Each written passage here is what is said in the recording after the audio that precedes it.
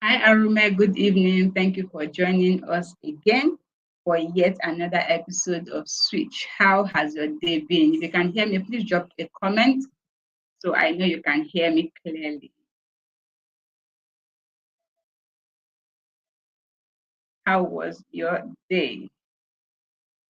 All right.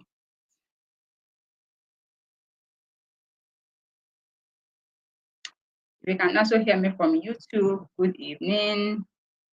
How are you? All right. If you can, okay, you can hear me from Instagram. Thank you so much for joining. If you can also hear me from YouTube, do drop a message so I know that you can hear me. Good evening, sis. You are welcome. You're officially the first participants to join Switch for today. So we're just going to wait for a few minutes for my other siblings to also join so we can get into today's conversation. So today's, I was going to say that today's conversation is particularly personal to me, but then on the other hand, every session I've had since we began has been special. The way Switch was designed, it was created along the lines or around conversations or topics that I am particularly interested in. So week one or in the first week of every month, we navigate conversations around spirituality and faith. Of course, spirituality and faith is the foundation of my life, right? And I figured, okay, why not come on share conversations around spirituality and faith? So every first week in every month, we are going to talk about faith, spirituality and faith. There are a lot of topics that we can address under spirituality and faith. So we're going to take them one after the other, right? And then week two, we focus on healing, wholeness, and recovery. That also is very particular to me because I am one of the champions of, or one of the advocates for healing, for wholeness, and recovery, because I know how much our lives are impacted by experiences that have negatively affected our lives. And I want to see as many persons as possible enjoy the healing that God has already made available for us, for His children. And week three, we cover conversations around personal development and value creation. I believe that we were all placed upon the face of the earth to live out certain uniqueness, to impact humanity, to create solutions, to create value, right? So in week three of every month, we come on Switch, talk about personal development and value creation. And week four, we focus on love, relationship, and marriage, right? So this is week four. That's why we're addressing self relationship. And then if we have any month that has 5 weeks, and God is going to let us know what we address in that fifth week. But today we are addressing love, relationship, marriage, and different things there. But we are narrowing our conversation today to self relationship because I've come to find that relationships with ourselves play a very significant and impactful roles in the quality of life that we live. Hi, everyday leader, good evening. So, like I said, I've come to learn that personal relationship, the relationships we have with ourselves, right, play a very foundational and significant role in the quality of our life. It also plays very significant roles in the quality of our external relationships. Many times when we are addressing relational conversations or marital conversations or love and marriage, we focus on the other person, we focus on the other person. In itself, that's not totally bad, right? But it can be incomplete if we do not introspect, if we do not look at ourselves individually, address ourselves, address the first person, right, in the relationship before we start talking about the other party. So I figured, okay, since we're navigating different topics, why not start from one of the most important topics, which has to do with self relationship? Because, like I said, our self relationship impacts the quality of our life. So today we're going to be relearning self-relationship. Now, I don't know about you, but growing up, I did not enroll in any school that began to teach me about relationship. Of course, I went through 3 layers of education, and there was never a class that I enrolled for. And they said, today we're going to be focusing on relationship. We're going to teach you how to navigate relationship with other people or how to navigate relationship with yourself. It was as I began to do life, I began to learn that relationships are important. Relationships are very integral. And if we want to live life to the fullest, then we have to learn how to navigate human relationships. And relationships are on 3 layers or on 3 levels. The relationship we have with ourselves, the relationship we have with God, and of course, thirdly, is the relationship we have with other people. But for today, we are simply focusing on the relationship we have with ourselves, right? What it is, how can we navigate it? What are some of the touch points that are very important that we have to pay attention to? And how can we navigate this self relationship that seems like a very strange topic in our environment, right? So, you are welcome to Switch. Switch is an Instagram live chat. I've just added YouTube. It's an Instagram live chat that is very intentional about improving and upgrading our mindset. Now, the reason this is very important to me because I've come to see that if I want to impact the quality of a person's life, what I need to focus more on is on the mindset that that person has as it regards different aspects of life, right? So if I want to improve a person's life in any way, I start by introducing them to maybe topics, books, or different concepts that will ultimately improve their mindset, right? So straight to an Instagram live chat that's intentional about improving and upgrading our mindset. Once our mindset have been upgraded, once our mindset have been improved, it has a way of shaping our actions. And once our actions are now tailored to suit the mindset that we have, then we can go on to influence and impact our lifestyle. So if you want to impact your lifestyle, you want to change your lifestyle, you want to improve the quality of your lifestyle, what you need to do first is to focus on the mindset and the ideologies that you have, convert those ideologies and mindsets into actions, and then you're going to see the results in your lifestyle, in your day-to-day life. So the conversations we have during Switch is geared towards improving our mind so we can live out the life that God intended for each and every one of us. I love to say that God is very bespoke in how he relates with every one of us. But then we have to understand and we have to learn how he basically relates with us if we are going to enjoy the fullness of this life that he designed for each and every one of us. So let's get into introduction. I love to say that relationships are very important. And one of the most important aspects of relationship is the relationship you're going to have with yourself. Now, why is important to relate with other people? Why is important to want to do life with other people? One of the persons you're going to do life with the longest upon the face of the earth is yourself. So I figured that if you're going to live with yourself longest upon the face of the earth, it's wise, it's vital, it's important for you as a person to learn how to navigate relationship with yourself. Now, when you embark on the journey of relearning self-relationship, it is going to set the tone for your choices. It is going to set the tone for how you eventually do relationships with other people. It's also going to set the tone, right, for some of the outcomes that you're going to experience and enjoy in life. So that's why relationship is important. Relearning self-relationship will basically help you navigate relationship with yourself. We're going to dive into the definition as we progress, but the essence of this conversation is to help you navigate the relationships that you have with yourself. And if you have not started having an intentional relationship with yourself, then this conversation today is going to propel you, right? It's going to help you design a system or create a new system that's going to help you start building the active and solid and intentional relationship with yourself. Now, I would want us to start out with definition, right? When we say relationship, relationship as a word is the long, how do I say now?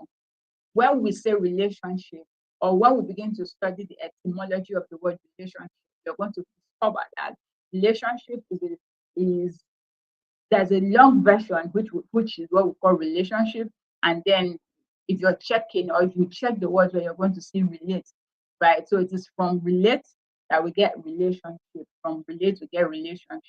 So when you say someone is relating, to relate is basically to make or show a connection or interaction between one or two things, right? When we talk about relationship, we're trying to show the connection between one thing, right? Or the connection or interaction between that one thing and another thing. A relationship is simply the connection between one, two, or more people. Many times, or let me not say many times, while growing up, the definition of relationship I was accustomed to until I began to learn differently was that relationship has to do with your connection and your interactions with other people. But I've come to learn that relationship does not only have to do with my interaction and my connection with other people, right? So a relationship is a connection between one person, right? Because as one person, there are so much, there are different aspects of you that you have to interact with, that you have to relate with, that you have to connect with. So relationship is connection between one person, two persons, or more people, right? Relationship is the way in which two or more people or things are connected. You can simply say that relationship is a state of being connected, and it shows how one or two people are connected, right? Or how one or two people interact within a particular context. Now, relationship in our day-to-day life is a big deal, right? Relationships are a big deal in our day-to-day life, perhaps because when God was making mankind, God made mankind out of his person, out of his personality. And one of the qualities we get to discover, or one of the qualities we get to learn about God, is the fact that God is very relational, right? Starting from the book of Genesis, you can tell that God does not operate in isolation. See, scripture talk about God the Father, the Son, the Holy Spirit. And then the language of God also shows that he is also very communal or relational, especially when he wanted to make man. And he said, let us make man. Right. So when you say let us, you're not talking to only one person, you're not talking to just yourself. You are talking to other people that exist in that environment. So God is very relational. So because God is relational, we were made in the image and after God's likeness. That relatability of God or that relationship attribute of God then extends into our life. So we as individuals became relational, right? Another very integral point I would want to point out here is the fact that God also made us so he can relate with us. God made us, God fashioned us, God created us so he could enjoy relationship and connection with us. I can't remember exactly who said it, but I read a book or I listened to a sermon, and the preacher said God made human beings because he wanted to have a higher class of beings to relate with. So when I think about that, it just makes me grateful and excited that God made me and God created me to also to relate with me. Now, we are talking self relationship. So what is self? What is self? Self is simply a person's identity, a person's character, or the qualities that differentiate that person from another person. So if I'm talking about myself, right, if I want to give the base definition of Maureen, I'm simply going to be describing the unique identities, the unique characters or qualities that differentiate me, that stand me out, that are unique to me, that differentiate me from other people, right? One of the things you're going to discover when you begin to study my person is that, okay, I talk a certain way, my ears are built a certain way, I sound a certain way, my body is designed and curated a certain way, I look at the world uniquely. And this is how it is for every human being. Everyone that exists upon the face of the earth has a sense of self. That means that each of us have our unique being. We have our unique identity. We have the unique attributes that stand us out upon the face of the earth. And it is this uniqueness of our being that becomes the foundation, right, of how we are going to relate with every other human being that exists. The second word, the third word I would want us to define, or the phrase I want us to define now, is self-relationship. What do we mean by self-relationship? Why are we learning self-relationship? Self-relationship is simply the relationship you have with yourself. Self-relationship is simply the relationship you have with yourself. At this point, I'm going to pause and ask you to evaluate yourself and ask yourself if you actually have a relationship with yourself. Do you have a relationship with yourself? Do you have a relationship with yourself?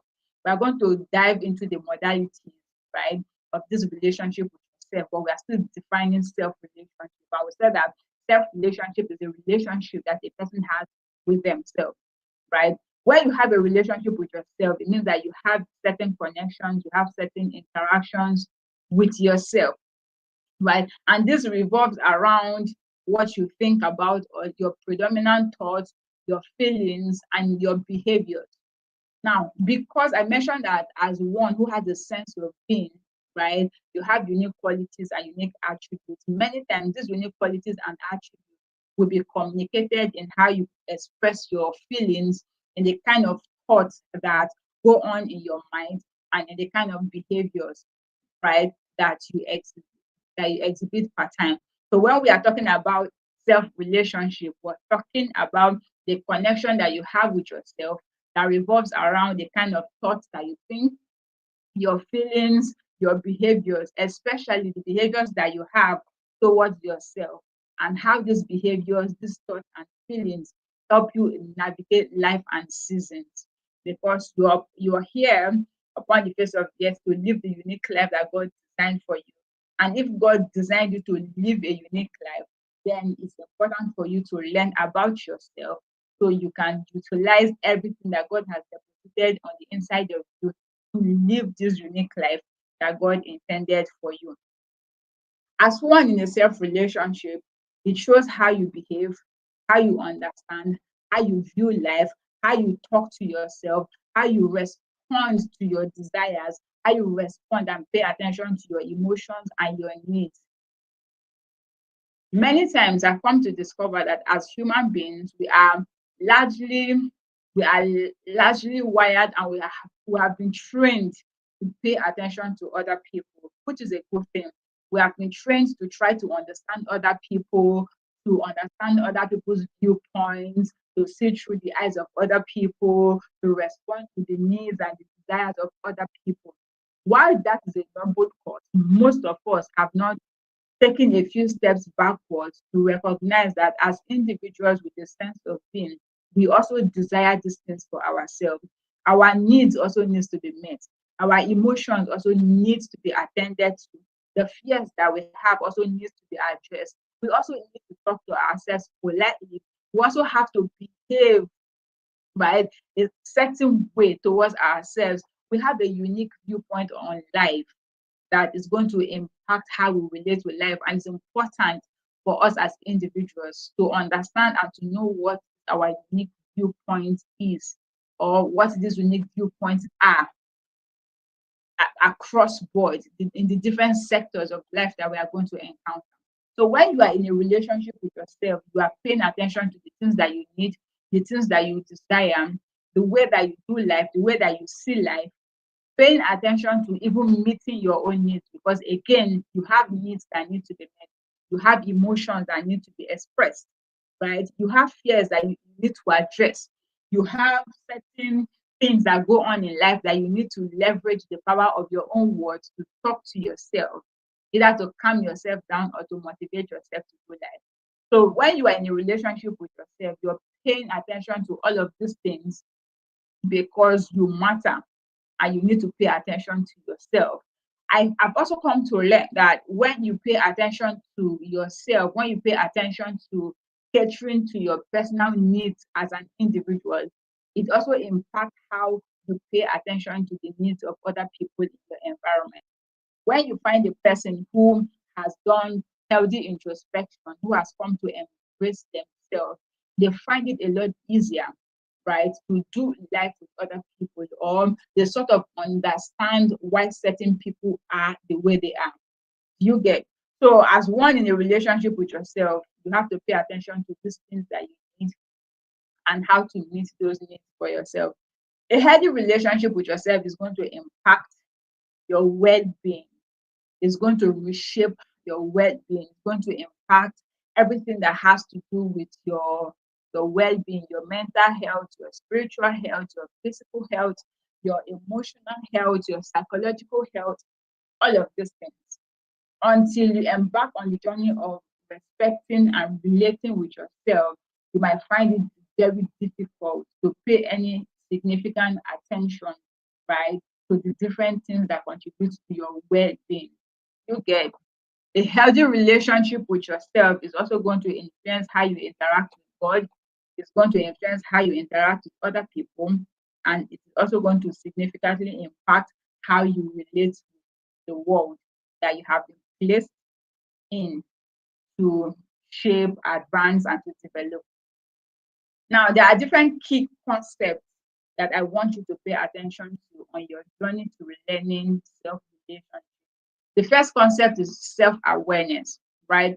Self-awareness is simply knowing yourself, it's simply being aware of your perception, being aware of your tendencies, having an understanding of your thoughts, how you think, how you behave, how you talk, the things that make you unique, your flaws, your weaknesses, your strengths, your purpose, your identity, and the vast deposit or the vast amount of potential that God has deposited on the inside of you, right? As you navigate self-relationship, one of the things you have to pay attention to, or one concept that you have to really pay attention to is self-awareness. So as a person, in order to relate better with yourself, right, you have to embark on the journey of self-awareness, because for you to effectively take care of yourself, you have to know yourself. You have to know what speaks as care to yourself. You have to know what speaks as love to yourself. You have to know what you can do for yourself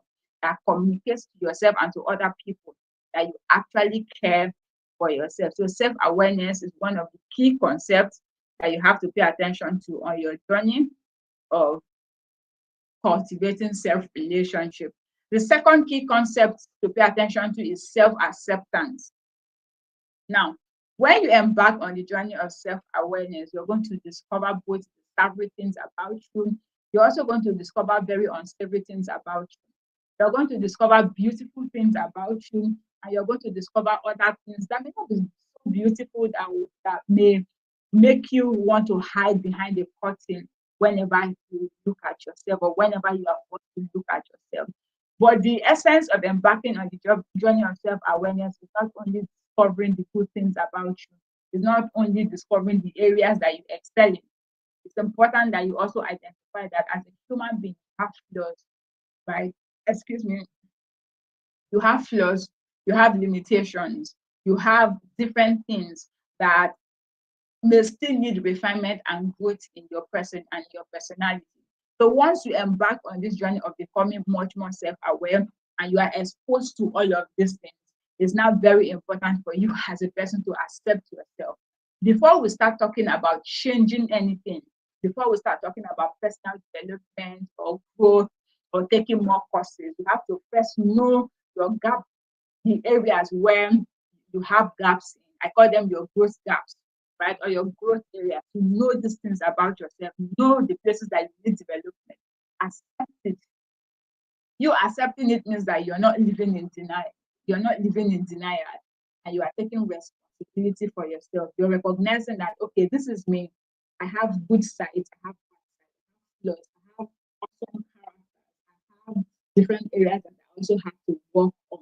You're also going to discover different things about yourself, like when you embark on the journey of self-awareness. But then the next layer is now the self-acceptance, which I'm talking about. And it simply means that You are embracing yourself and the totality of all you have come to become aware of. When you embark on the journey of self-awareness, everything you have discovered, everything you're going to discover, because you're going to keep discovering things about you. Like everything you have discovered about yourself, you have to accept yourself, accept the totality of your being before you start doing anything to improve the quality of your life. The third layer I'm going to speak to you about is self-care. Self-care simply means that you are paying attention to prioritize and put systems in place to cater to your well-being. And you're catering to your well-being physically, you're catering to your well-being emotionally, you're catering to your well-being spiritually, and you're catering to your well-being mentally. Because you are a unique individual with a unique sense of self, you have a unique understanding of what the face of the earth. Every once in a while, you're going to need to care for yourself. I don't know about you, but I know a thing or two about farming, or let's say gardening. I know that once you plant anything, you have to tend to whatever you have planted. If you put a seed in the ground, every seed requires certain kind of care, requires certain kind of attention. Once you are a good farmer, once you are a loving farmer, you're going to pay attention to the unique requirements for caring for it, for that particular seed or that plant that you have planted. And that's also how it is for you. See yourself as a plant, see yourself as a garden that you are working to nurture, that you are putting systems in place to nurture. Right. So what are the different things that speak self-care to you? So you have to prioritize and pay attention to the things that you do that caters to your flourishing. Remember, God designed you to live a very significant life upon the face of the earth. And for you to manifest and live out that significance, right, you have to pay attention to how you nurture yourself, how you pay attention to yourself, how you care for yourself. Else, the intention that God has for your life will remain a wish, to remain a dream, and it will not become a manifestation, or it will not become a reality.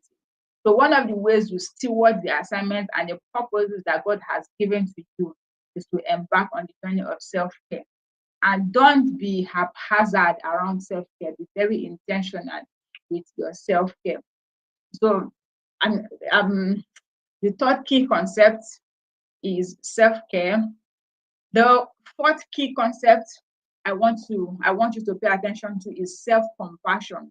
Self-compassion is almost like self-care, and that's basically you treating yourself with kindness, understanding that you have your down days, you have days where you are not your best self. There are some days you are all alive, you are active, you are smashing every goal, but then on some other days, if I don't know about you, but if every once in a while I discover some things about me that I want to be hard on myself, I try. I can be hard on myself at the same time. I remind myself that Maureen, you are deserving of compassion, right? You are deserving of kindness. Yes, make amends. You have made these mistakes. You want to do this, you were not able to do this, you're not able to do it how you wanted to do it or when you wanted to. Make amends, learn, put systems in place going forward to execute what you want to execute. But then I have to now forgive myself and embrace self-compassion. Compassion is not only healthy, compassion is not only required for your interactions with other people. You are also deserving of compassion. You're also deserving of love and kindness. So treat yourself with kindness, recognizing that again, you're a human being, you are learning, you're growing, right? So make allowance for your development, make allowance for your growth. The fifth concept to pay attention to is your self-talk, right? As one embracing self-relationship, what you say about yourself is very important. The internal dialogue or the internal chatter that you have with yourself is very instrumental, right, in helping you develop a healthy relationship with yourself. So pay attention to your self-talk, because this self-talk, whether be positive or negative, it can be wholesome and unwholesome. It can be motivating at the same time. If you're not careful, you can also talk to yourself in a way that cripples you and limits you from entering into all that God has called you to, right?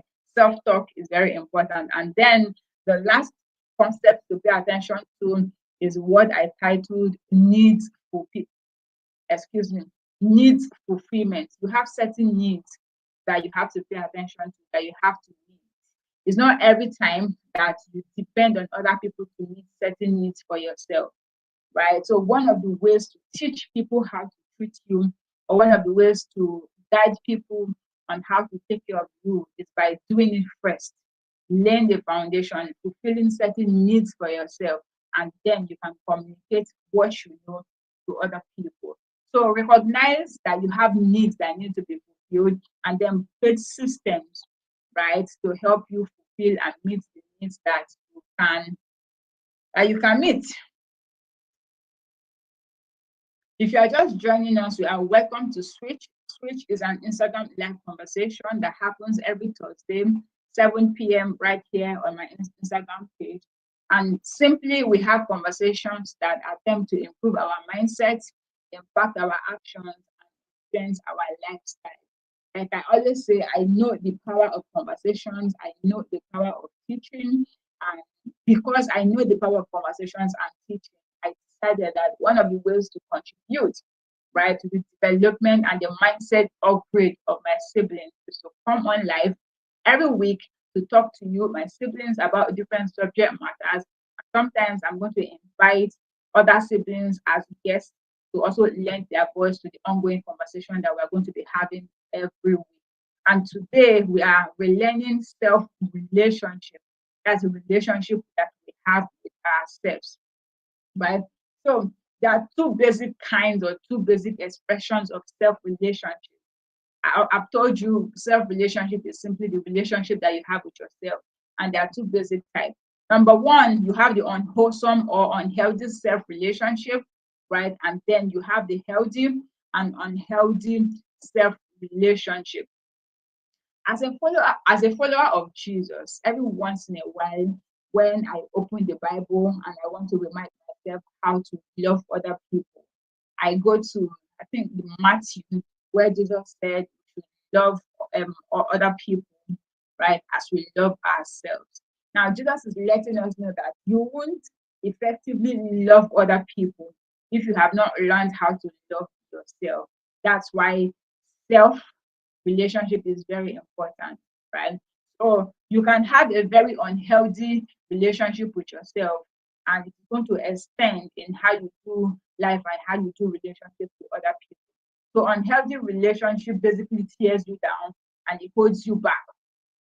So any kind of activity that you engage in that tears you down, that holds you back, that doesn't contribute to your well-being, whether your spiritual well-being, emotional, physical, or mental well-being, any sort of activity that you engage in that does not contribute to your development, that does not contribute to your well-being, and unhealthy self-relationship, right? So if a person is prone to self-harm, right, is going to basically, when they are loving other people, there might be traces of harm in how they will show love to other people. And sometimes they might not know that the way they are communicating love or the way they are relating with other people is actually harming those people. The reason they might never know is because in their own personal lives, they harm themselves. You get, so when Bible says love people the way that you love yourself, the most important things we have to do is to ensure that we are loving ourselves the way God loves us. We are learning from God, right? Learning from God how to love us, and then we love ourselves that way before we can extend that love, that healthy and wholesome love to other people. So one type of love, one type of self-relationship is the unhealthy one, and then one is of course the opposite of unhealthy, which is the healthy or the wholesome self relationship. Now we are going to dive deeper into the wholesome self relationship because that is where I want to pay attention on. I don't want to dwell a lot on healthy and unwholesome self relationship. But then I'm just going to ask you, the way that you love yourself, does it reflect how God would love you? Does it reflect how God loves you? if you evaluate the things that you do to yourself, or the things that you say about yourself, or the way that you carry yourself, imagine that God is the one treating you like that. Would you say that God is actually a loving God? Let me say that again. Evaluate how you treat yourself now, and imagine that it is God that is treating you like that. In your own understanding, your own rating, or your own assessment, would you say that God is loving you well? If you're not taking care of yourself, if you are talking to yourself negatively, imagine that it is God that is doing that. Would you, by your own mouth, confess that God is good? Now, if you do that evaluation, you'll be able to tell if you're loving yourself right. You'll be able to tell if the relationship you have with yourself is healthy, right? You would also be able to tell if the relationship you have with yourself is unhealthy. Now, if you evaluate based on this question I just asked you, and you discover that the relationship you have with yourself is unhealthy, at the next segment in this conversation, I'm going to be talking to you about the importance of a wholesome self-relationship, because that is where I want you to be in. I want you to have a very robust self-relationship. Now, I'm passionate about this topic because, again, I see how these things can impact the quality of our lives. I see how our the relationships we have with ourselves, impact our marriages. I see how it impacts our friendships. I see how it affects our contribution in the workplace. I see how it affects every aspect of our life. So I'm so passionate about it. Excuse me, guys, let me take a bottle of water. So I want to talk about the importance of wholesome self-relationship. Why is it important?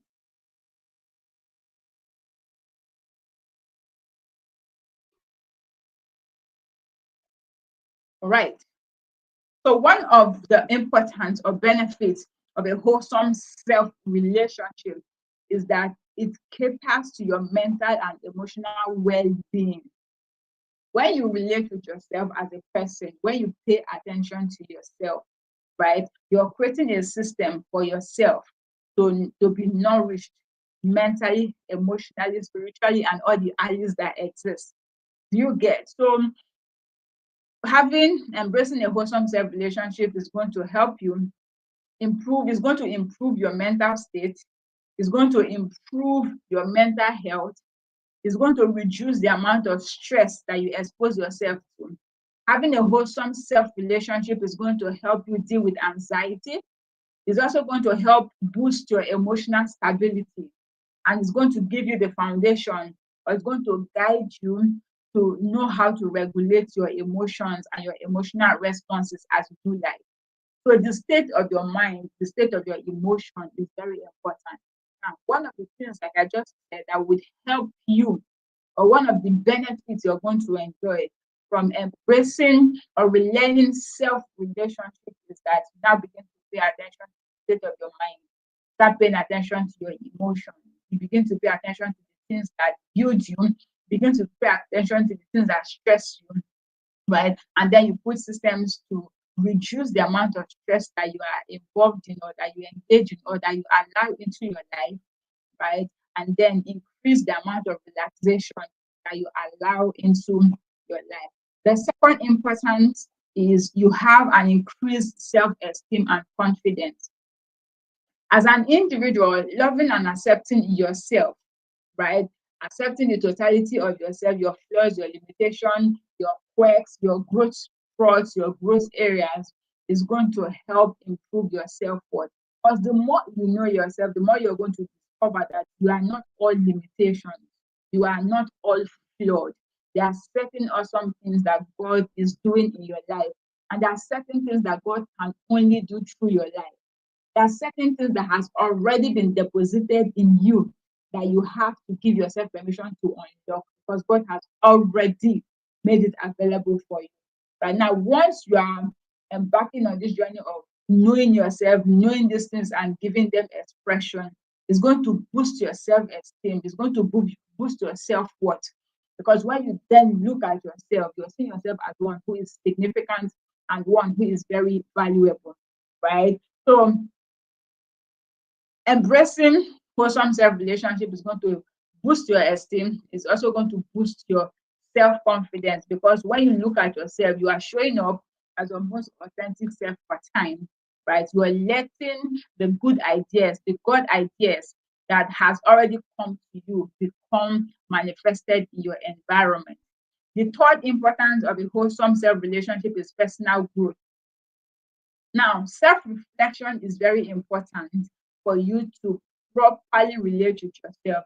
Self reflection is one of the key concepts that helps you on your journey of personal growth and personal development, right? In order to cultivate a healthy self relationship, you have to open yourself up to areas where you know you need growth and you need development, right? Remember, we talked about embarking on self-awareness journey earlier.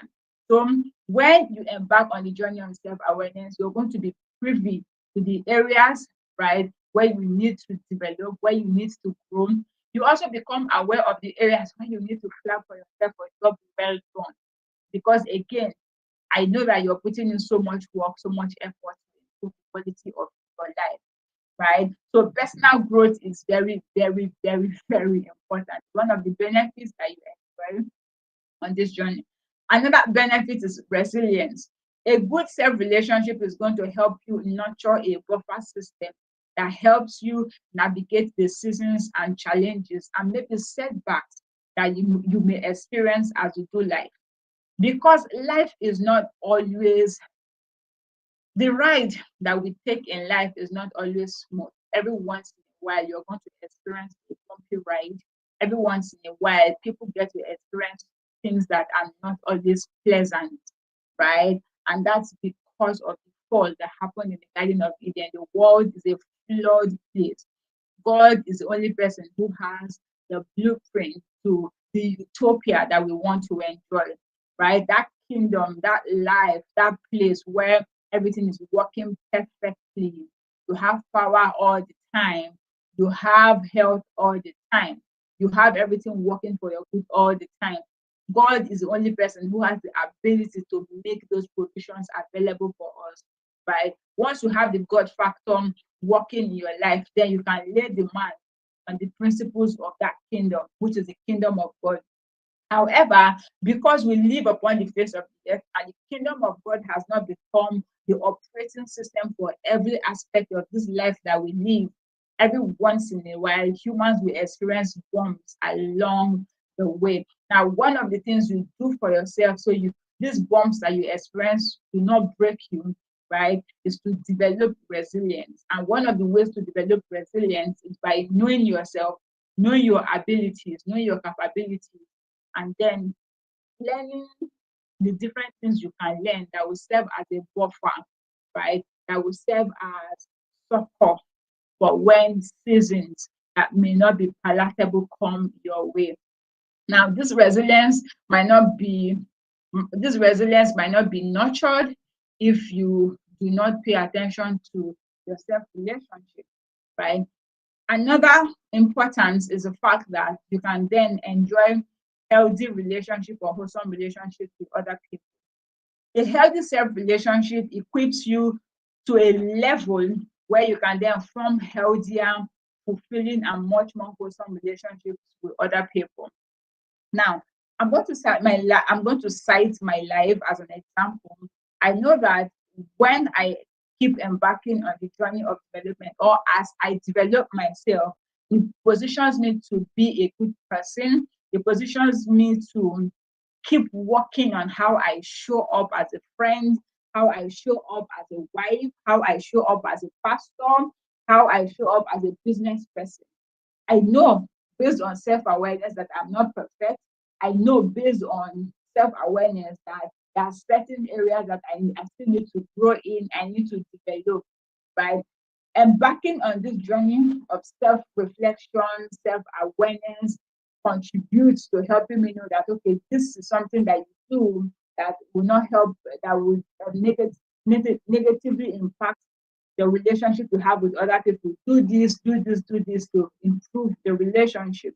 Now, if I'm not self-aware, if I don't have that relationship with myself, I might be living in the cloud and assume that I am awesome all the time.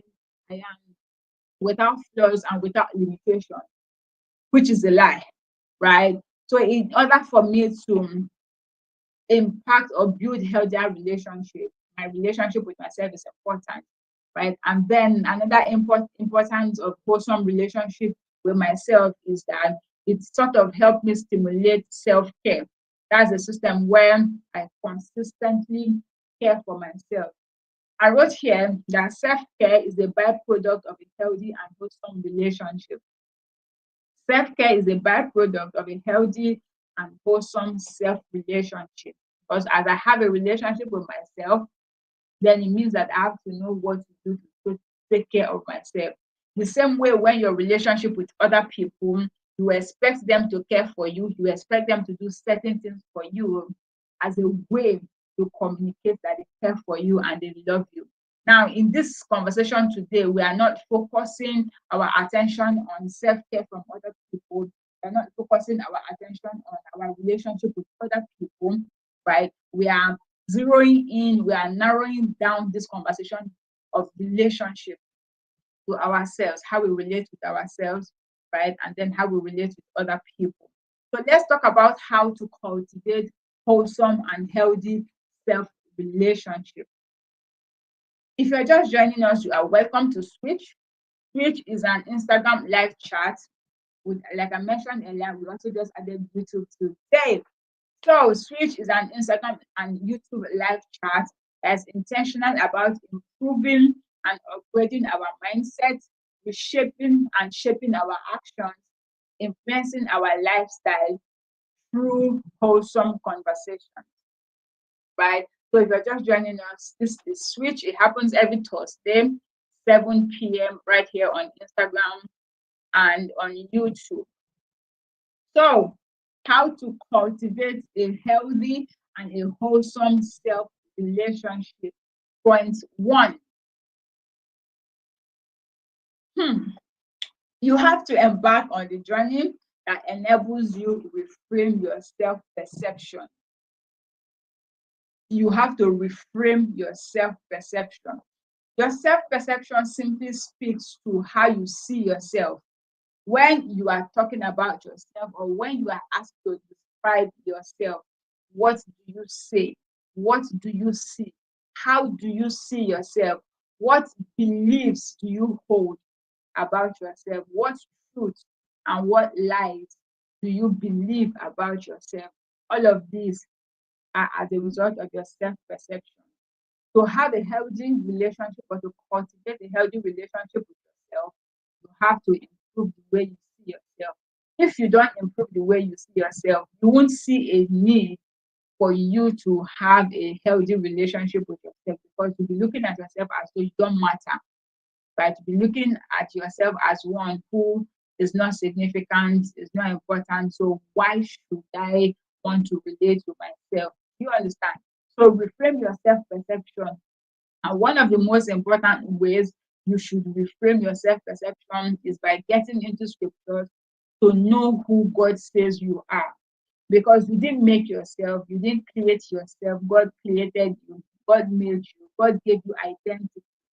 God has certain words and certain descriptions that have been captured in the Bible that communicates your identity, your awesomeness, your uniqueness, your design, right? So get into scriptures, try to discover yourself through the eyes of God, right? Research scripture. There are certain books that you can get to help you read other materials that speak to your identity.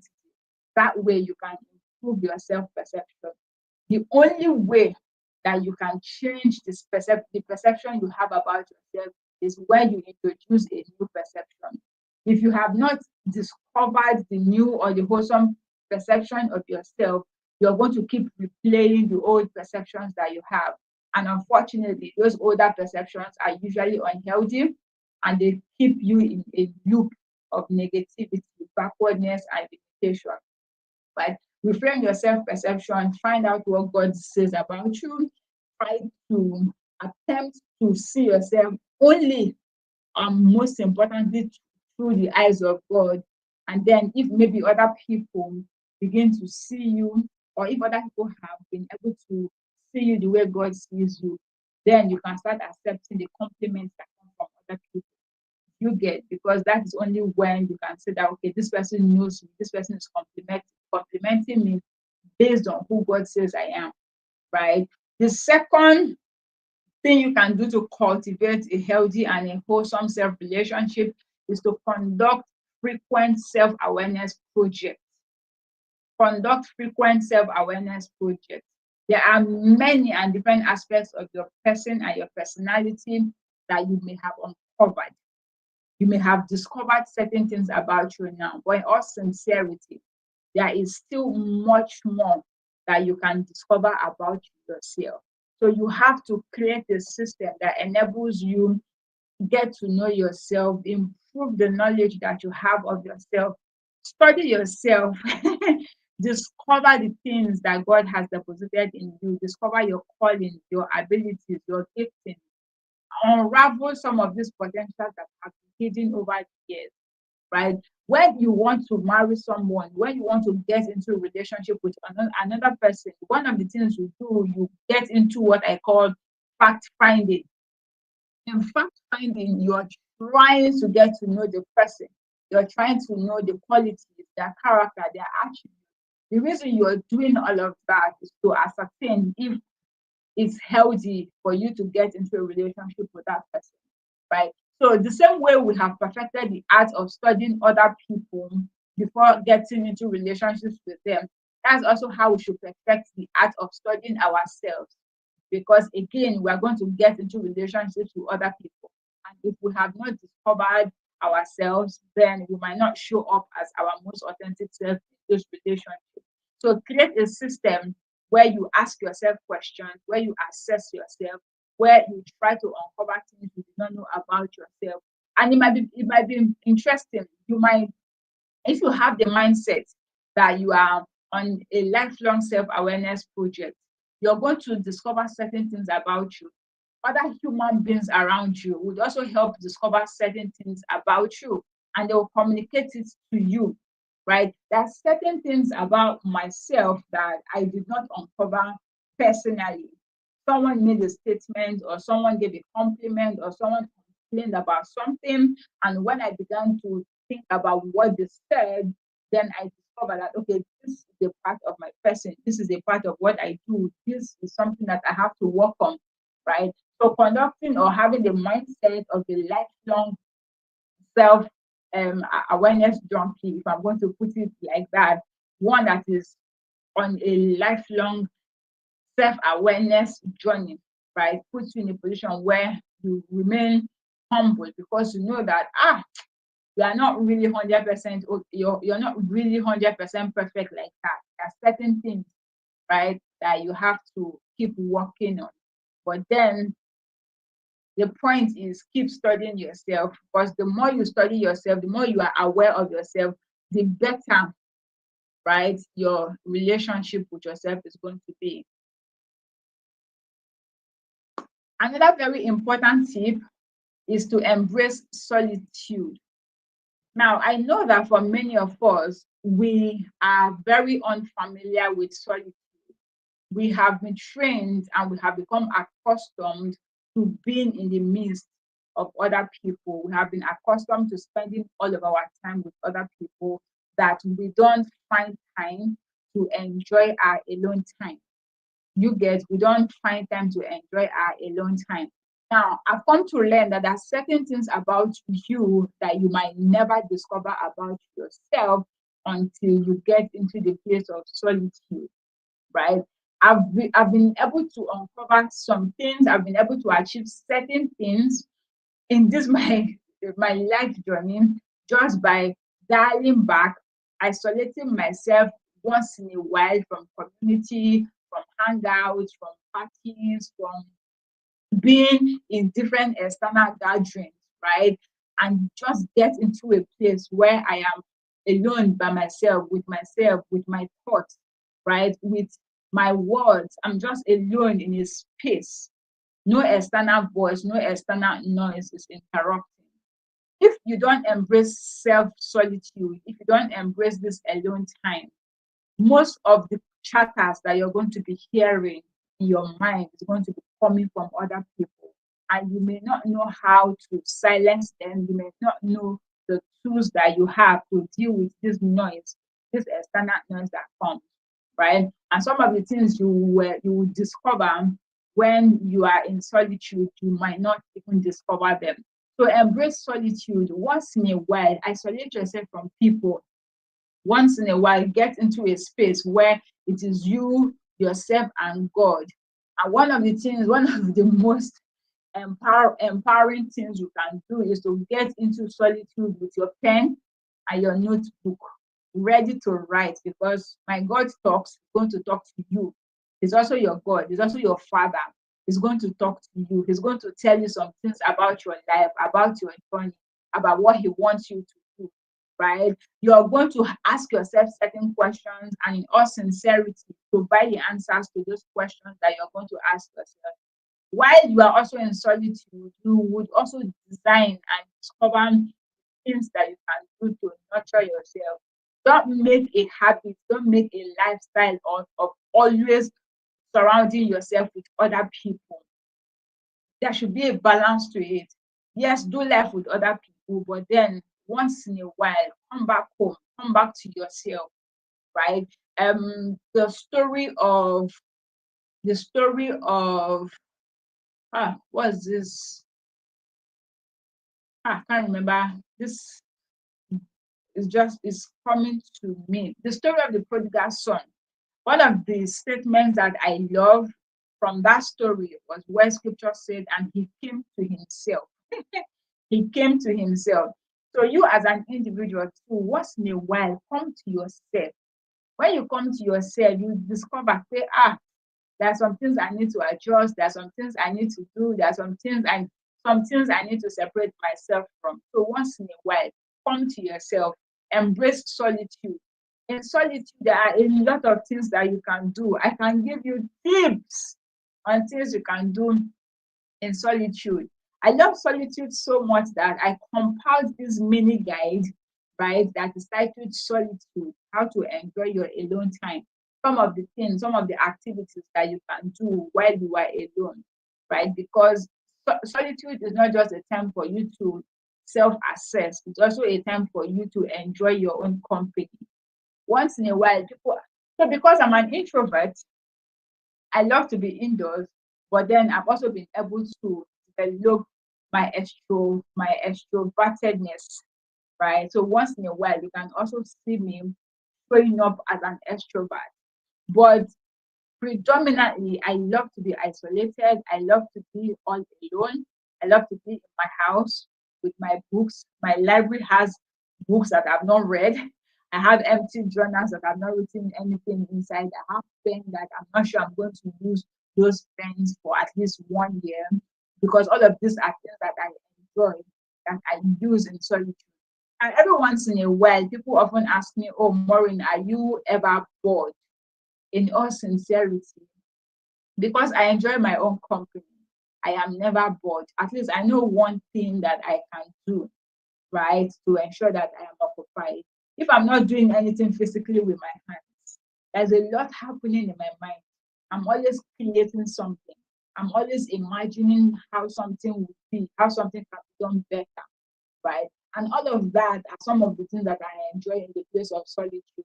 So in that mini guide I talked about, about, excuse me, I wrote down about 10 things that you can do in solitude, 10 things you can do to allow yourself embrace and enjoy your time alone, because you need it. Once in a while, leave people alone. People should leave you alone. Come home to yourself and come home to God. Abide in God. Stay with God, right? And then a lot of things are going to be uncovered to you. Another way to cultivate a healthy self-perception or a healthy self-relationship is to improve your perspective. Now, every once in a while, you're going to experience different things in life that will force you, that will force you to, that will force you to redefine certain things that you have, redefine certain things you have come to believe about life. Sometimes an unpleasant experience right?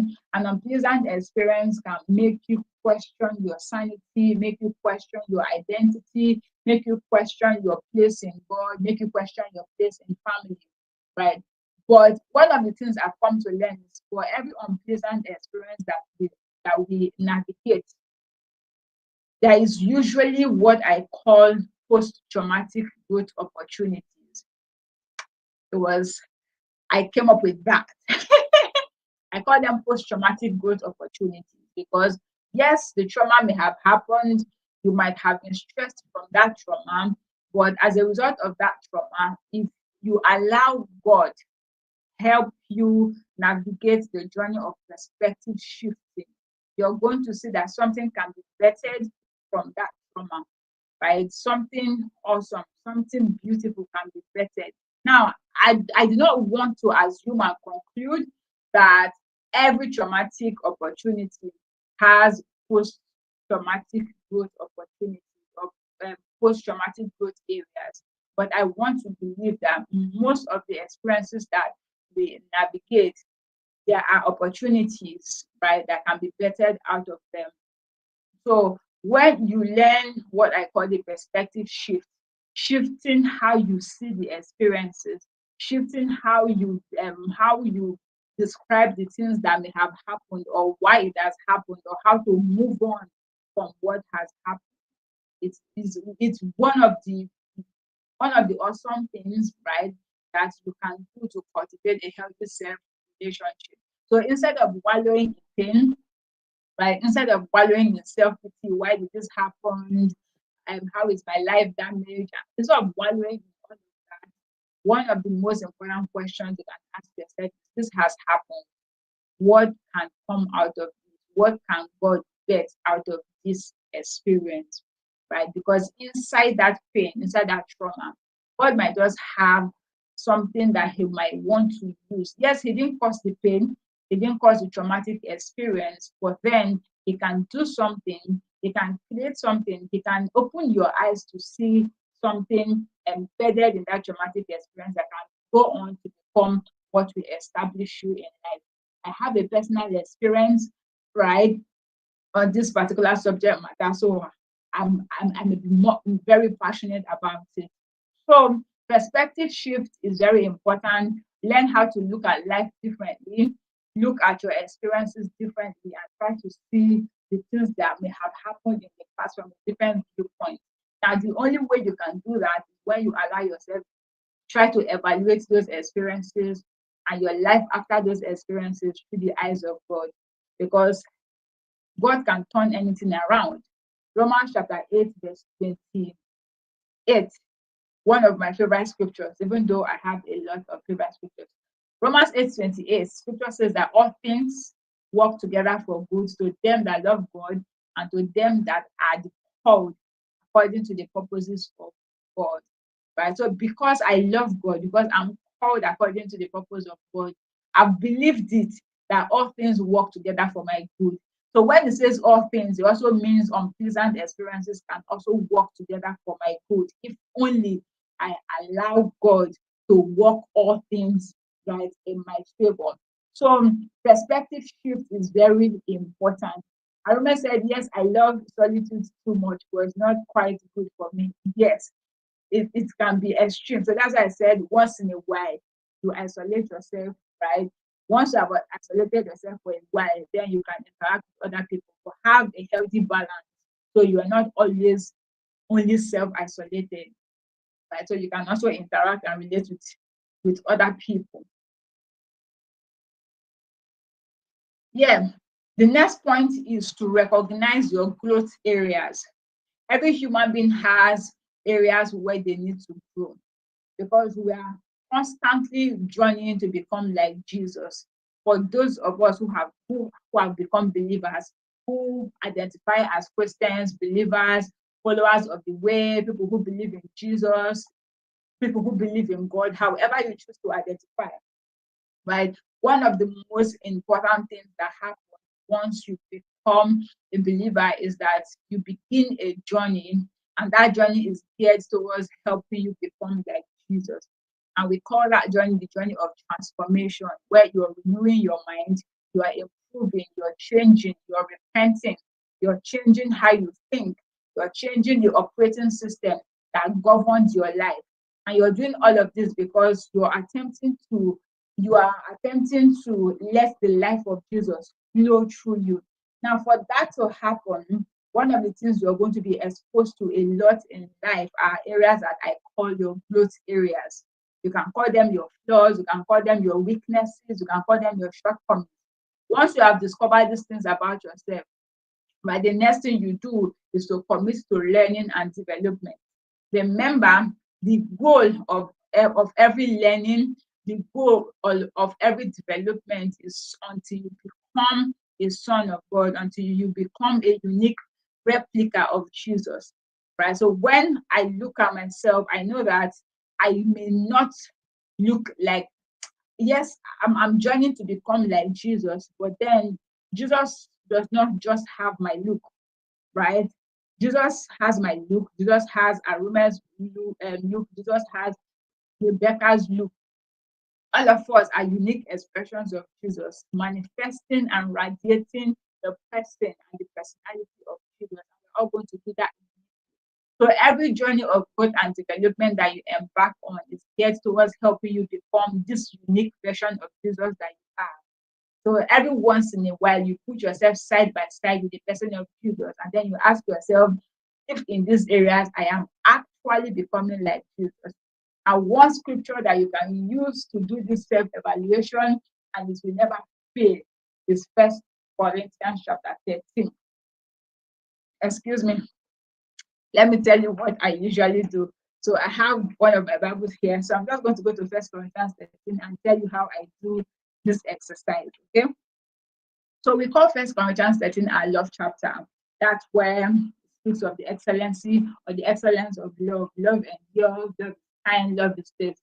Now, when you are reading First Corinthians 13, you agree that First Corinthians is talking about the love of God, talking about love, right? So when you read First Corinthians 13, you can say, okay, love endures. You can change that to say God endures, God is patient, God is kind.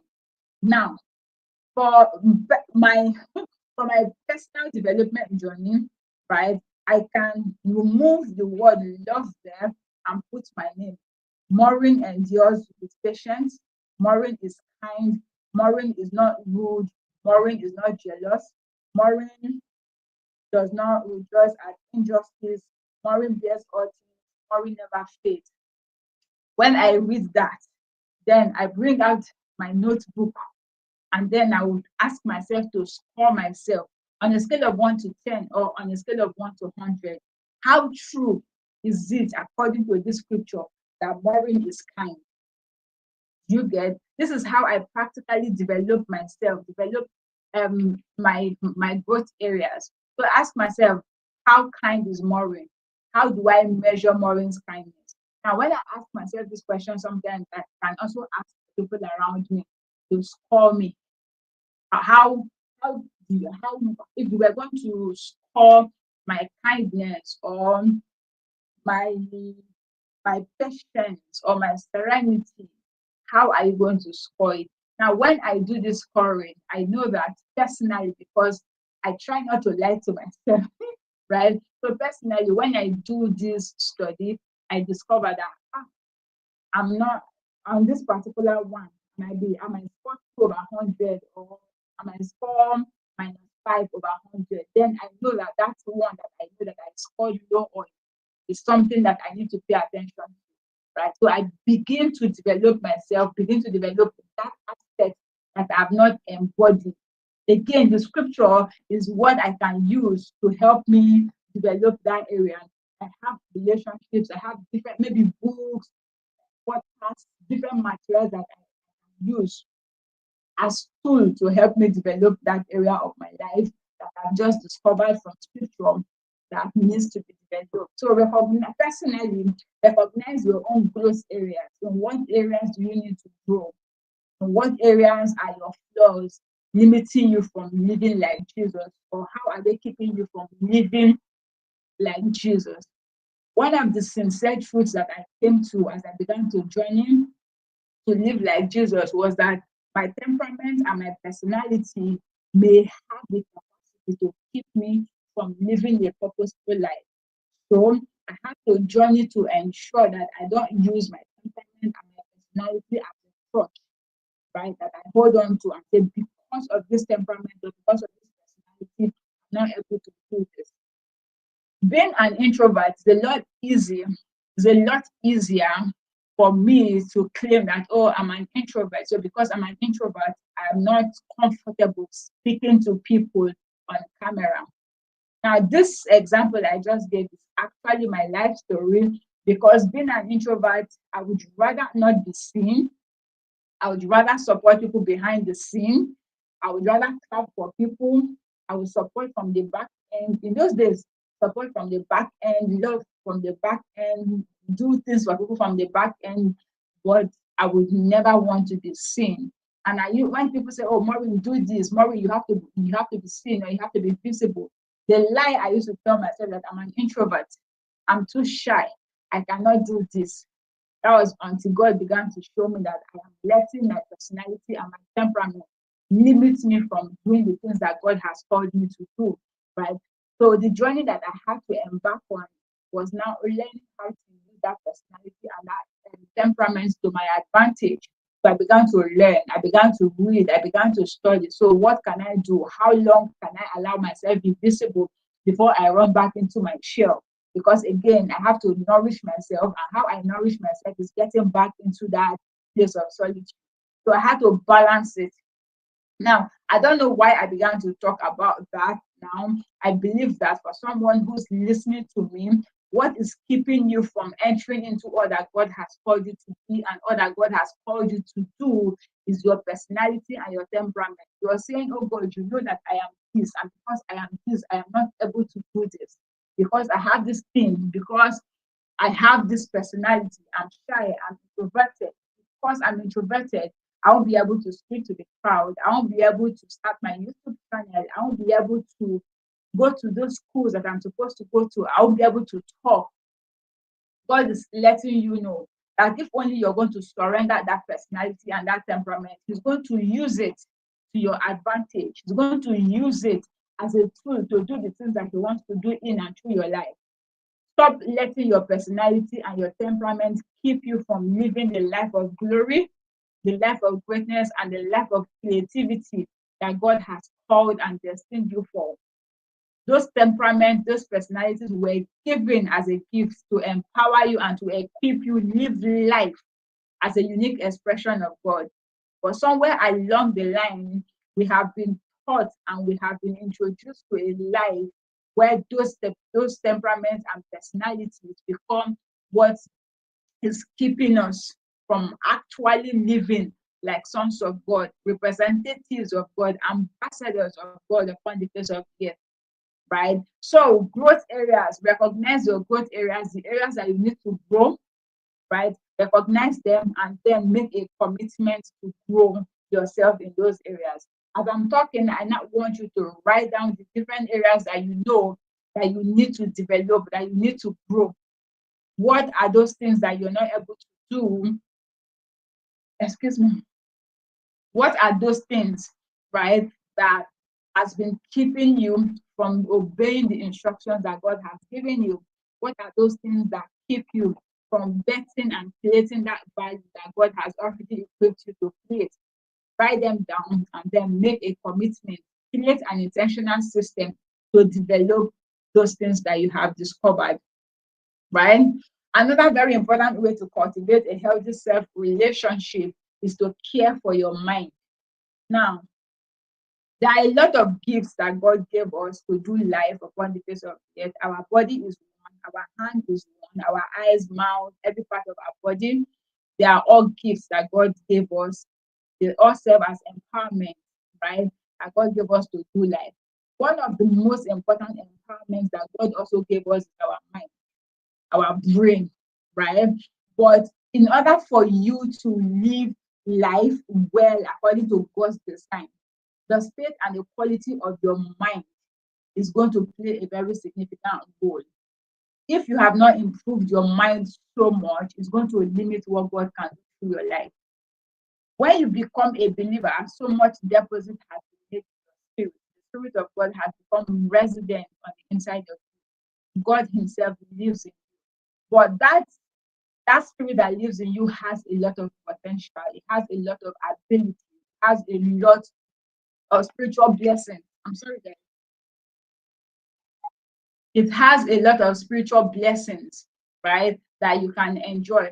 But you may never enjoy those spiritual blessings. Those blessings that are deposited in your spirit may never become manifested in your life if you do not do the work of developing your mind.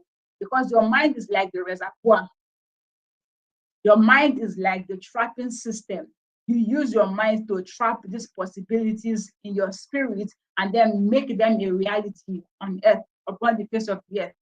So if you do not develop your mind, if you do not read books, if you do not shift the state of your mind, if you do not become better, if you do not care for your mind in all sincerity, you're going to be limiting the outpour of God that should be manifested in and through your life. So the state of your spiritual life will remain dormant. The possibilities in your spiritual life may simply just remain dormant. When you read the Bible, God is going to keep telling you that you are this, you can do this, you have this ability. But when you juxtapose what God is saying to you and what is manifested in your life, you see that it's not adding up, that somebody's lying. And it's not God that will, it's not God that will be lying. I don't want to say who, but I know that's not God. Because if God has said, I've called you a great nation, I've called you to be a blessing to every generation, I've called you to be light. And then when you check yourself, you're not being a blessing to people around you, least of all nations. The question you ask yourself, who is lying, right? What is keeping you from entering into all of these deposits that are in your spirit is simply the state and the quality of your mind. So on your journey of cultivating this healthy and wholesome self-relationship, you have to keep caring and catering for your mind, right? So what are you going to do? What books are you going to read? What systems are you going to put in place to ensure that you're developing your mind, that you're improving your mind? How often are you going to read the Bible? How often are you going to listen to wholesome conversations? With the podcast that you listen to, right? Did you intentionally create them to ensure that they are building you up? Or are you joining people to just listen to any podcast that exists simply because you want to hear gist? Do you understand? Yes, you can hear gist once in a while if you want, but make sure that you have systems that nurture you wholesomely. One of the things I do frequently on my Instagram, I go through the pages of people that I follow, or I go to my follow segment and check the people that I'm following. And in all sincerity, I unfollow a lot of people. I unfollow a lot of things because I'm preserving my mind. I'm preserving the kind of content that I let into my consciousness. I'm preserving the kind of content that I consume. Because once I hear it, somehow, that thing that I've heard is going to find its way into my subconscious, right? And then it's going to impact my actions and my lifestyle. So because I know that my ear is very important, my eyes are very important, I have to be watchful of the kind of content that I consume. That means I have to be watchful of the kind of people that I follow, of the kind of people that I subscribe to their pages on the internet. I also have to be watchful for the people that are around me and know who to talk to about what, who to talk to about different subject matters, who now in also doing that, you're also going to discover the people that there are certain things you can never share with them because of how they are. You get because you're caring for your mind. So as a person cultivating self-relationship, create a system that caters to your mind. Be a lifelong learner. Keep learning, keep on learning, keep relearning. There are some things you learned last year that you have to let go of. There are some things that when I'm checking my life, some things that they told me when I was younger, I'm checking. No wonder these things limited my life to a particular level. So I have to keep working at renewing my mind And to renew my mind, I have to keep repeating the new truth, the new knowledge that God is introducing to me. Else, the deposit in my spirit will not become a reality. Do you get? So, as a person, commit to caring for your mind, read, learn, improve yourself. You are joining to become like Jesus. You're joining to have the mind of Jesus, right? And if that is your journey, you have to be very intentional because it's not going to happen automatically. You understand? Have a growth mindset. Do not have a fixed mindset. When things happen, ask yourself, how can I grow out of this? If you see an opportunity that you feel that you're not qualified for, the question, how can you position yourself to qualify? What can you do, right, to be that person who qualifies for that opportunity instead of just shutting yourself out? So care for your mind. It is very important. You will enjoy the benefits of caring for your mind because it's going to translate in your actions, it's going to translate in your decision making, and it's also going to translate in the quality of your lifestyle as you live upon the face of the earth and even as you transcend and transition from planet Earth, right? Another thing to help you cultivate a healthy relationship with yourself is to reinvent yourself. Now, as you do life, you're going to navigate, you're going to go through different seasons. You're going to enter new seasons. I don't know about you. I went to nursery school. When I was in nursery school, I behaved a certain way because I was a child. When I got into primary school, I had to change my uniform. I had to change maybe my school bag. I had to change my school books. That was me reinventing myself because I had entered a new season. So when I got into primary school, the same transition happened. I had to reinvent myself for the new season that I had entered. When I got into secondary school, all of these descriptions are descriptions that maybe just Nigerians may understand. So I left primary school, I got into university. In the university, you also have to reinvent yourself because now you're called an undergraduate. You're no longer using just pencil. Primary school, at the nursery school, they say you can only use just pencil. But university, you can buy a lot of pens, you can use different colors, right? You no longer wear uniform. You are now allowed to choose a course that you want to study. You get for a different stage of my life, I had to reinvent myself. That's also how it is for you. As you're doing life now, if you check, you have entered and passed through different seasons. You're still going to enter and pass through a lot more seasons as you do life, right? One of the things that can keep you from becoming the best version of yourself per time is if you relegate yourself to the previous season that you were in. If you keep looking at yourself only through the eyes of your past season, you may never truly enter into the new. So what you do is you reinvent yourself. Give yourself permission to reinvent yourself. If you used to be called a baker in the past, and now you have become a data analyst, give yourself permission to identify now as the new version of yourself that you are. You are now a data analyst. Reinvent yourself, rebrand yourself, do an overhaul of your person, and make peace with the fact that you're going to be overhauling yourself at different stages, get different seasons, because new chapters and new layers of yourself will unfold. Do you understand? So reinventing yourself is one of the ways that you cultivate a healthy relationship with yourself, because like I said, different seasons are unfolding, much more different seasons will come. So you have to cater for and you have to create a system that enables and allows the free flow of this new version of yourself that is emerging. So give yourself permission, right, to enter into this new season by reinventing yourself, making space for the new you that have become, and letting go of the old you that served you in the past because it might no longer serve you in this new season that you have entered into. And the next thing you do is to challenge the negative self-talk. Now, as you're doing relationship with yourself, you're going to pay more attention to yourself. One of the things you might discover about yourself is that the things you say about yourself to yourself, the things you say to yourself, right, or the things you say to other people about yourself, you just discover that it is all negativity, it is all unhealthy, it is very crippling and very limiting, right? So when you identify that that is how it is for you, then you have to challenge those negative self-talk.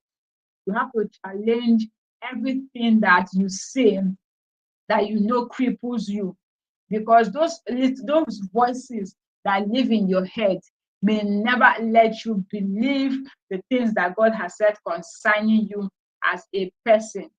You get, so you have to make a habit of challenging your negative self-talk. Excuse me, guys, I need to get something.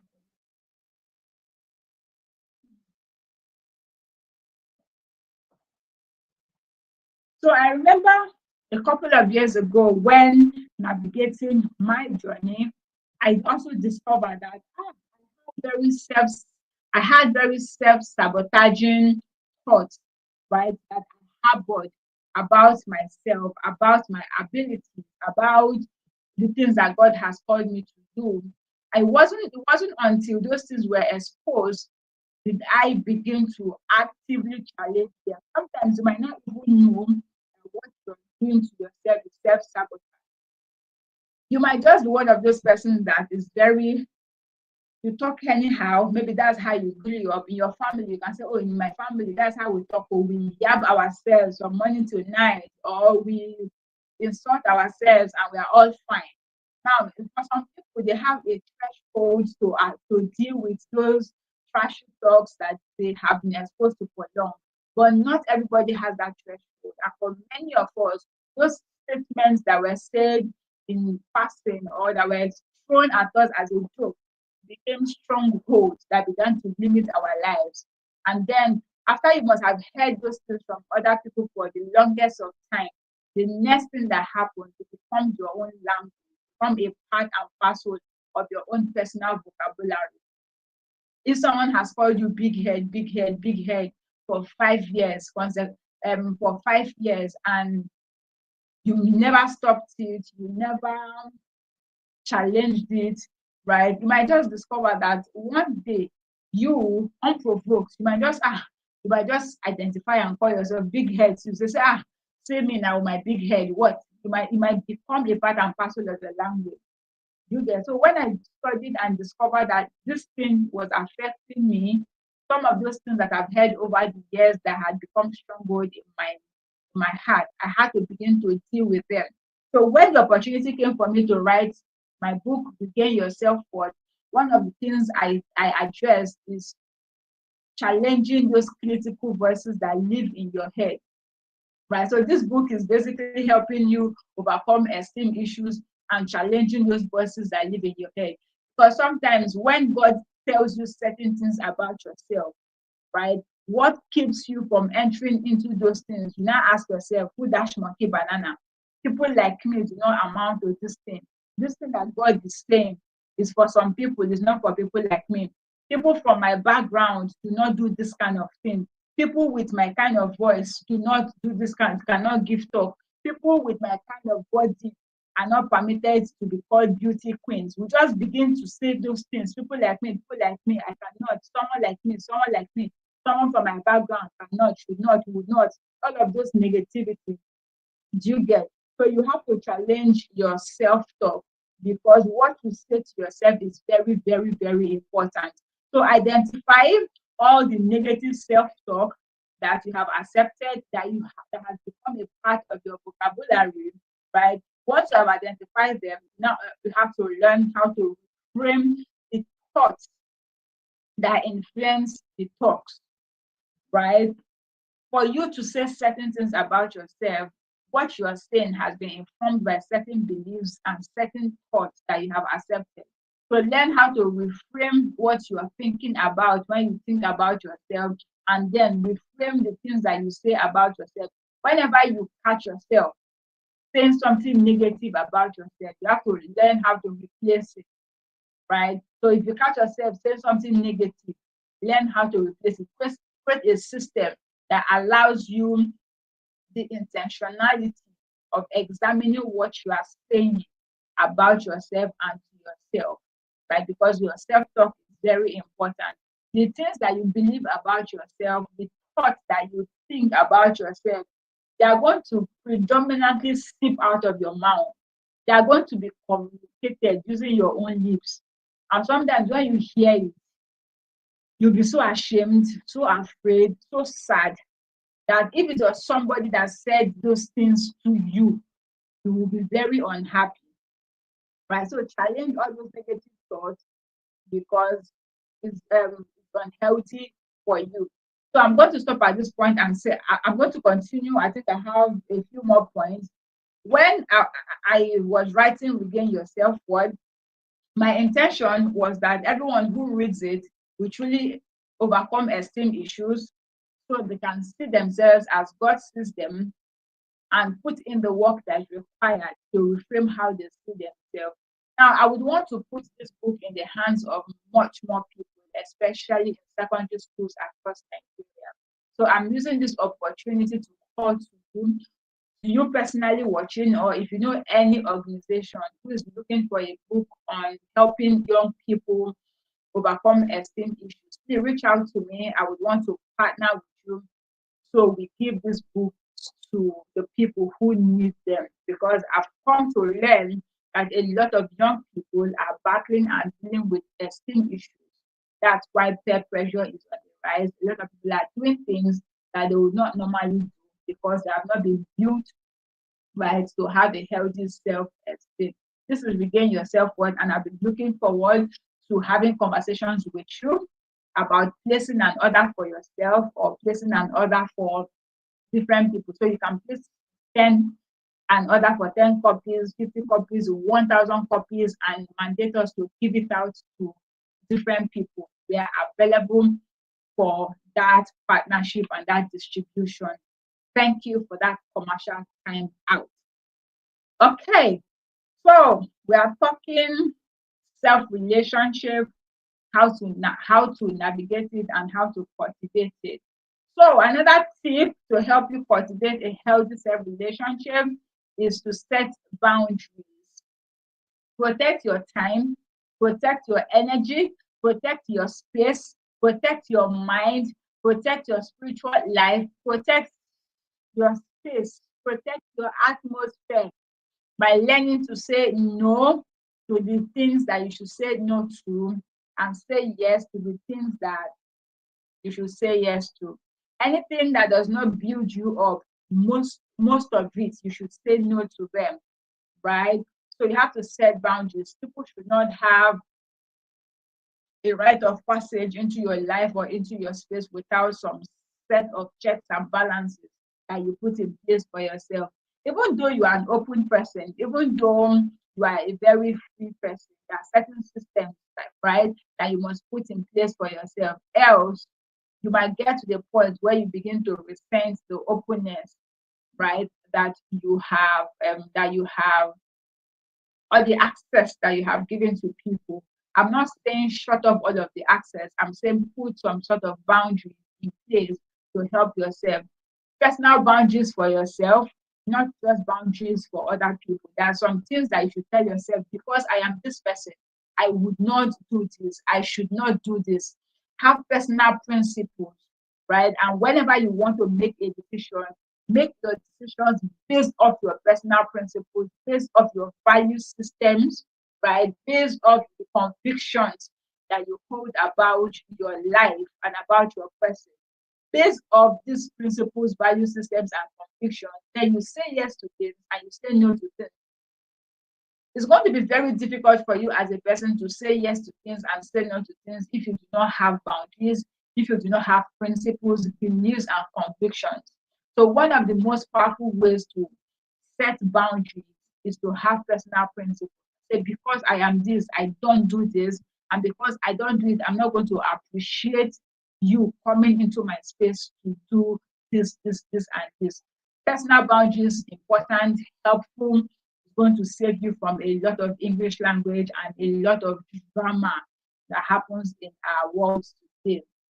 Another, and the second to the last point for today is to celebrate your wins.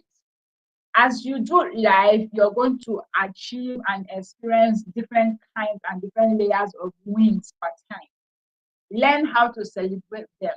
You might still be anticipating the big win in front, and because of that, you are postponing your happiness and your joy that you should enjoy today. You get, make a habit, make a lifestyle of celebrating your wins. Celebrate your milestones, commend yourself. It will serve as motivation and fuel to embark on the next project that you're going to embark on. So acknowledge and appreciate your accomplishments, your achievements, the milestones that you have hit, right? And then you keep on doing and keep on moving forward in pursuance of your goals and your and the future that God has shown you. Another very important way to cultivate a healthy relationship with yourself is to ensure that you don't do life alone. You need people. Just because I'm speaking about building a healthy self relationship does not mean that you should do life alone. There's a healthy balance of spending time with yourself and then also relating with other people, right? Connect with people that are healthy and wholesome, people who can build you up. Have a network of of builders around you. Have a network of healthy people around you. Have a network of growing and developing people around you because it serve as motivation, right, for you as you're building and developing yourself. So when you are also navigating unpleasant experiences, try as much as possible to reach out to people, reach out to your friends, reach out to a therapist or a counselor, and they might help you navigate the seasons of your life. And as you do that, it's also very important for you to remember that being friends with people is an invitation for you to share your highs and your lows with them. Don't just build friendship connections where you only share that you only share the good things that are happening for you, and then you don't give them the privilege of weeping with you, or you don't give them the privilege of crying with you, or just simply being there for you. I've come to learn that being there for a friend that is unhappy, that is navigating an unpleasant season, is a gift. So if I'm doing life with you and somewhere along the line you withhold that privilege from me, you are saying that I don't qualify to be a true friend to you. And that usually rubs off somehow with me because I know that it's not healthy. That's not how relationships are forged. Solid relationships are forged in good times and also in bad times.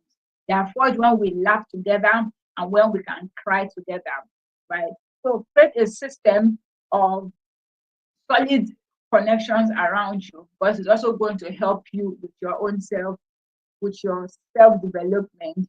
And I said second to the last, I didn't lie. There are two more points. Then there are certain things you may have done in the past that will keep you from forgiving yourself. So one way to cultivate a healthy self relationship is to forgive yourself for the mistakes that you made in the past, for the different actions that you are not proud of, the things that you did in the past, the things that you did yesterday, or the things that you did today. That guilt and that shame that keeps you in a circle and stops you from moving forward in life.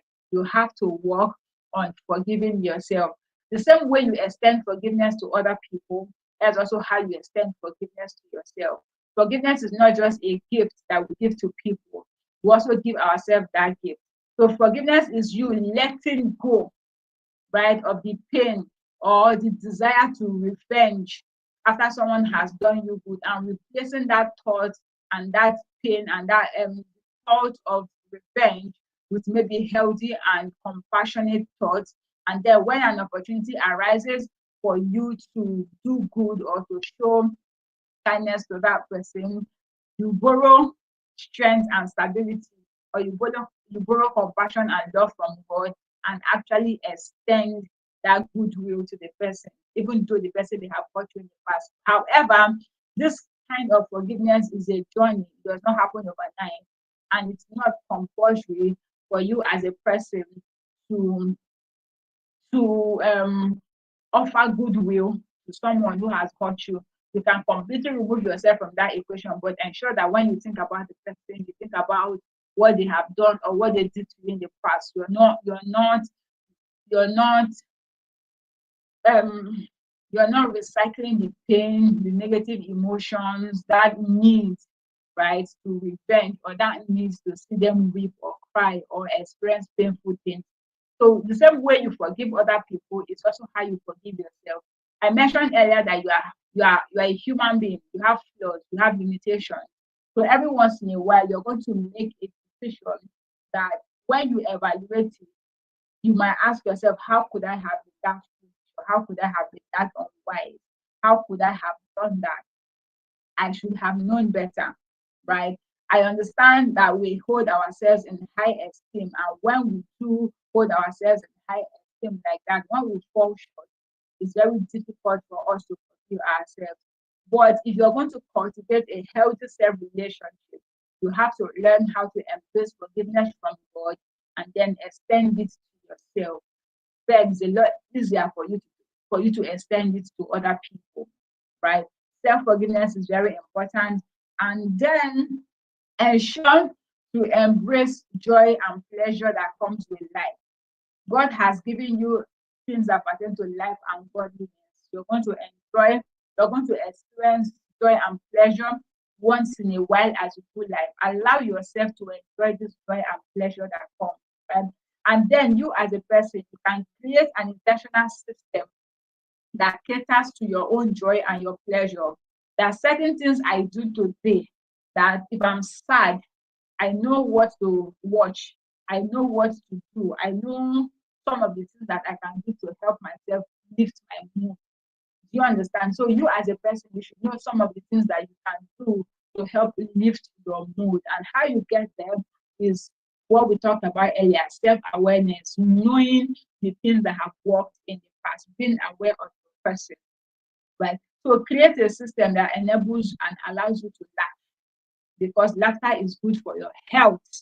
Laughter is one of the most powerful skincare regimens I have come to learn, I've come to know, and I've come to enjoy. So while you're using sunscreen, using all of the rose water, using everything you use for sunscreen and everything you use for skincare, try as much as possible to allow yourself laugh. Laugh. Enjoy things when things are enjoyable, right? When someone does something that should make you laugh, allow yourself to laugh. Let your skin relax, right? Everything about you should not be tense. Everything about you should not be feisty and angry. So allow yourself to laugh. And lastly, you have to create a system that allows you serve your value to the world. As an individual, you are designed by God. You are designed for God's glory. You are designed to give God pleasure. You are designed to replicate the nature and the personality of God. You were designed to have dominion upon the face of the earth. One of the qualities that God embodies, the quality of creativity, of being a creator. And because we're made in His image, you as a person also, you are a co-creator. God has invited you to serve humanity, right? So when you evaluate yourself, you assess yourself, you might discover that you know one or two things. You can do some things that will impact the life of someone in your environment. Create an intentional system that enables you serve this value, serve this solution to the people or to the person who needs to have it. When you do that, you're basically improving the relationship you have with yourself. And by extension, you're also improving the relationship you have with other people, right? Remember, you are valuable to the advancement and development of our world. Design or create a system or channels that enable you to package and send your value and solutions to the world, because God is counting on you, your world is counting on you, and I, Maureen Olua, to be your intentional sibling, I am also counting on you. The value and the solution that you are going to create might be what I'm going to need to move to the next stage of my life. So if you are not creating the solution, what you are saying is that the people who should benefit from your life or from what you're supposed to create are not permitted to move to the next stage of their life. Our lives are connected one way or the other. And because our lives are connected, when you create a wholesome solution and serve it to the world, you are contributing to make the life of another person better. So for you to cultivate a healthy, wholesome relationship with yourself, you have to know that you are valuable, know what your unique values are, create a system that enables you serve this value to the people who need to have these values, right? Doing that is going to help your self relationship. And as I come to the end of my session, I'm just going to leave you with this self-assessment question, right? If you were to rate yourself on a scale of 1 to 1,000, or on a scale of 1 to 100, rather, on each of these ways to cultivate your relationship, your self-relationship, what would your score be? I'm going to take that again. If you were to rate yourself on a scale of 1 to 100% on each of these different ways that I've just shared with you that you can use to cultivate a self-relationship, how would you score yourself? So let's say, example, if you were to rate yourself on a scale of 1 to 100, right, in how you serve your value to the world, how many percent would you rate yourself? If you were going to rate yourself in how you embrace joy and pleasure into your life, how would you rate yourself? So I want you to do this self-assessment using all the ways that I taught you that you can leverage in order to cultivate a healthy and a wholesome self-relationship. You might choose to share your response or your answers with me, or you might just keep it for yourself and use it as an opportunity to embark on the journey of personal development. So for everyone that just joining, thank you all so much. It's almost 9 o'clock, almost 2 hours. Thank you all so much for joining. I saw Fela Wale, Adedayo, Big Sam Collins. I've lost some of the chat. Okay, Mimi, thank you for joining.